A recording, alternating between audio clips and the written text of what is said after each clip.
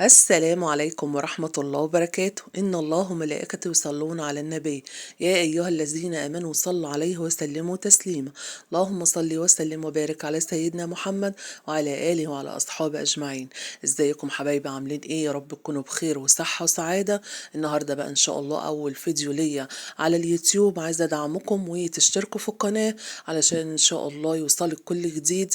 قناة إن شاء الله للطبخ المصري بكل تفاصيله، وإن شاء الله كل فيديو هيبقى فيه وصفة مختلفة بطريقة سهلة وتعجبك إن شاء الله. النهاردة إن شاء الله هنعمل المحشي المصري بكل تفاصيله، وإزاي يبقى ناجح معاكي وإزاي تكوني شاطرة فيه إن شاء الله، من مطبخ أمه مكة إن شاء الله.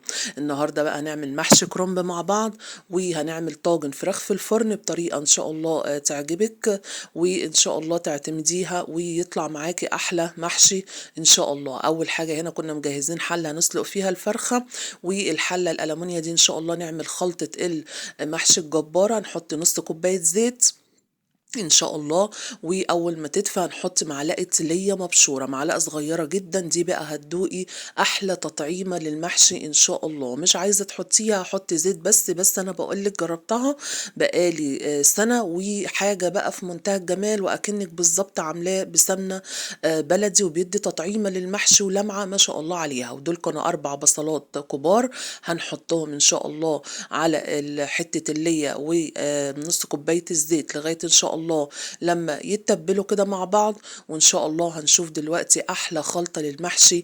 الكل ان شاء الله هيسألك انت عاملاه ازاي، وهتبقى شاطرة واستاذة فيه ان شاء الله. هنا بنشوح فيه كويس جدا. وهنا كان معانا نص معلقة 7 بهارات، ومعلقتين كبار خلطة محشي، ومعلقة صغيرة فلفل اسمر. دول اول حاجة لازم ان شاء الله نحطهم علشان التوابل ريحتها تطلع مع البصل ونشوحهم. مش هنحطهم في الاخر، لا، دي بتتحطي اول تركية في المحشي ان انت بتحطيهم في الاول علشان كل النكهات بتاع التوابل تطلع معاكي. ودول كانوا 3 فلفل رومي وواحد حراق، لو عايزة تكتري اكتر من كده، بس احنا ما بحبش الحاجة سبايسي قوي علشان ولادي، فحطيت واحد حراق و3 رومي. ونشوح الجمال والخلطة الجميلة دي ان شاء الله كلها مع بعض. احلى خلطة محشي، يا رب تعجبكم وان شاء الله تعمليه وتعتمديه على طول. هنا دول كانوا نص واحدة فلفل اصفر وواحدة احمر فلفل الوان، برضو بيدي تطعيمة حلوة. ما عندكيش اكتفي بالفلفل الاخضر. وان شاء الله هنشوح كل الكلام الحلو ده مع بعض. ودي معلقة كبيرة توم ان شاء الله.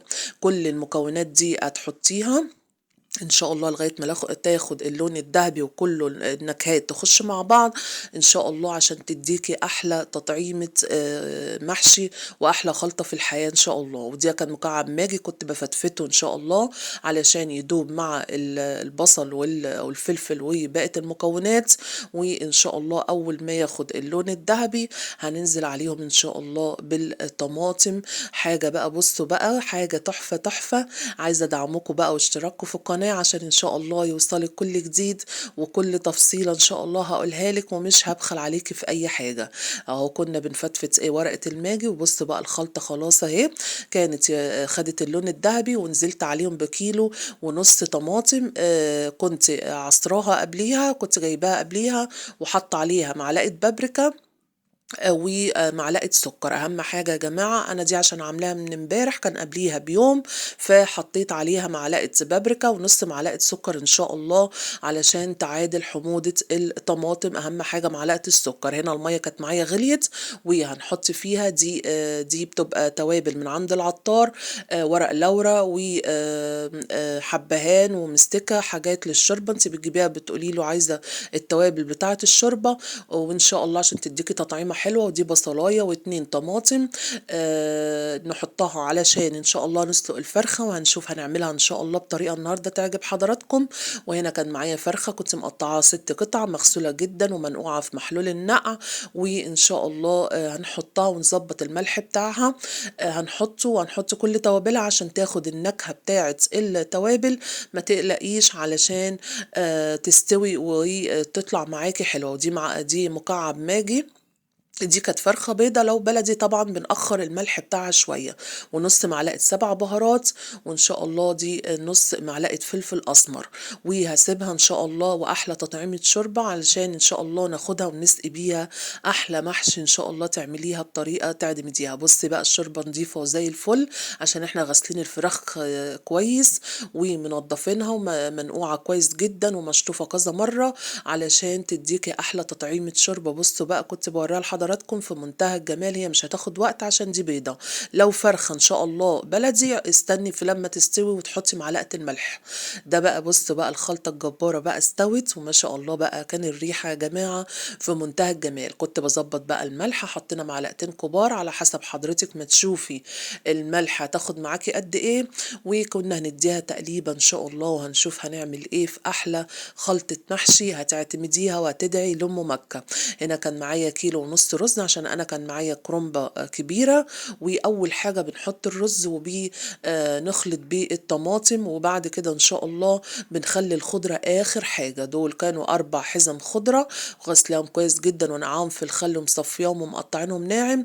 وهنا بقى كنا بنخلطهم وحطيت نص معلقة شطة، واحلى خلطة ان شاء الله تاكليها اخر حاجة الخضرة زي ما قلنا علشان ان شاء الله تبقى خضرة معاكي طول الوقت واحلى حبة محشي. والريحة بقى بصوا بقى الشكل بيتكلم عن نفسه. ان شاء الله تكوني ناجحة تكون ناجح معاكي وتكوني احسن واحدة ان شاء الله في اي نوع محشي. هنا بقى جبت الورقة ولبست الجلافز كنت بوري لحضراتكم بنحط حبة كده وبنقفله. المحشي الكرنب ما بيبقى الصعب في لفه زي ورق العنب، وبنحط ان شاء الله. هنا كان معايا طاجن قلت اعمل لكم حاجة مختلفة بقى عشان اول حلقة، وكان معايا هعمل لكم حبة في حلة وحبة في الطاجن. عملنا لها ان شاء الله حطيت ورقة من تحت خضرة، وحطيت بصلاية شرايح وطماطم شرايح ومعلقة توم. احلى بقى دي كمان عشان ما تتحرقش، وكمان بتدي تطعيمة حلوة جدا جدا للمحشي. دي الخلطة اللي بنحطها في قعر الحلة. كنت بلف بقى لحضراتكم كده كام واحدة ان شاء الله هوريها لكم، وهنقول مع بعض ازاي ان شاء الله نسقي المحشي ازاي وكل تفاصيله عشان يطلع معاكي احلى محشي ويطلع معاكي ناجح ان شاء الله. ان شاء الله يكون معاكي عندك الخير كله وتعمليه وتكوني احسن واحده فيه ان شاء الله. هنا بصوا بقى الصباع كان ماسك، لازم تتاكدي ان اتقفل علشان الخلطه ما تطلعش منه. وان شاء الله هنعمل، كان اول مره بصراحه كنت اعمله في الطاجن وطلع محشي عسل. لايك بقى ومتابعه لام مكه. وهنا بقى خلصت الكميه، عملت حبه في حله وعملت حبه في الطاجن، وكلهم ان شاء الله يكونوا سوا نفس الرصه علشان تدي مساحة للمحشي ان هو يتشرب كل الشوربة. هنا بقى كان معايا معلقتين صلصة حطيتهم على الشوربة وصفتها من اي بصل وطماطم او اي شوائب اللي هي شوربة الفرخة. وان شاء الله نسقي لغاية ما يتشرب معاكي الكمية، ونفضل نهز مع بعض في الطاجن او الحلة ان شاء الله على حسب ما حضرتك تحبي. بس انا كنت اول مرة اعمله في الطاجن وما شاء الله طلع تحفة تحفة. وانتوا عارفين بقى ان الطاجن بيدي تطعيمة لأي حاجة يا جماعة منتهى الجمال. وبنفضل نهز كده علشان كمية الشوربة ان شاء الله تنزل والمحشي ياخد من كل الشوربة عشان يستوي صح معاك ان شاء الله. دي اهم حاجة، تفضلي تستني شوية عليه علشان يتشرب من كل حتة. والرصة بتاعت المحشي ان شاء الله تكون على نفس ايدك تكون على نفس الرصة، على نفس الرصة بتاعته علشان ان شاء الله يطلع كله في سوا واحد وياخد من كل المحشي ياخد من كل الشوربة علشان ان شاء الله يستوي ويبقى معاكي حلو، ما يطلعش واحدة نية وواحدة مش نية ان شاء الله. هنا حطينا بقى يستوي، وده كان خلاص حطيته في الفرن وحطيت البرام وحطيت الحل على النار. وهنا بقى هوريكم احلى طريقة للفرخة تغيير عن القلي.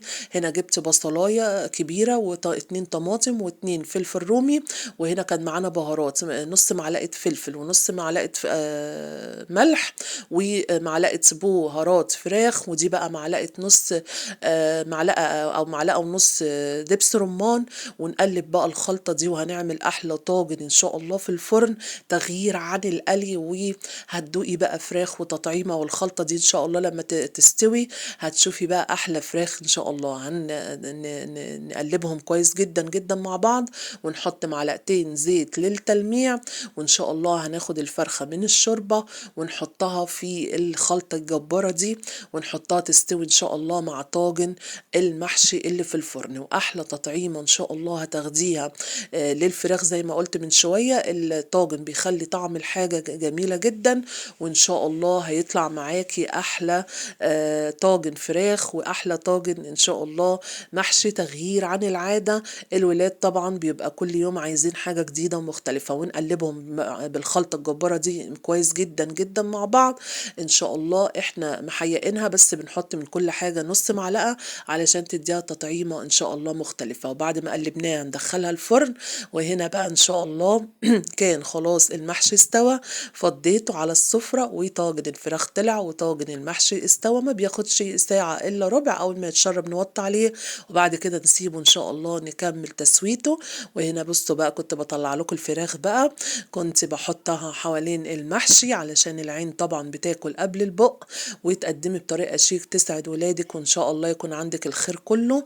واحلى حبه محشي واحلى فرخه في الطاجن ان شاء الله، تغيير عن العادي تعمليها. ودعوه منكم حلوه باستمراريه القناه، وان شاء الله مش هبخل عليكم بكل اي حاجه وبكل تفاصيل المطبخ. وبص بقى حبه البهاريز بتوع الفرخه، حطيت بقى حبه كده على وش المحشي. وحاجه بقى يا جماعه، والريحه بقى وقلب الشقه ان شاء الله كلها، وكله هيسالك على الخلطه بتاعه المحشي وطريقه جديده ان شاء الله للفراخ. وهنا بقى البرام المحشي استوى، كنت اول مره اعمله بس طلع تحفه تحفه. بص وكله سوا بعض وكله استوى، ومفيش حاجه طلعت مش مستويه، كله ان شاء الله. اهم حاجه تقفليه بورق فويل، ما عندكيش ورق فويل غطيه بصينيه في الفرن عشان يستوي كويس اكنك بتسويه من فوق. وان شاء الله تفضلوا معانا حبايبي، وان شاء الله تكون الحلقه خفيفه وعجبتكم. ولايك ومتابعه وشير للقناه عشان يوصلك كل جديد. والسلام عليكم ورحمه الله وبركاته.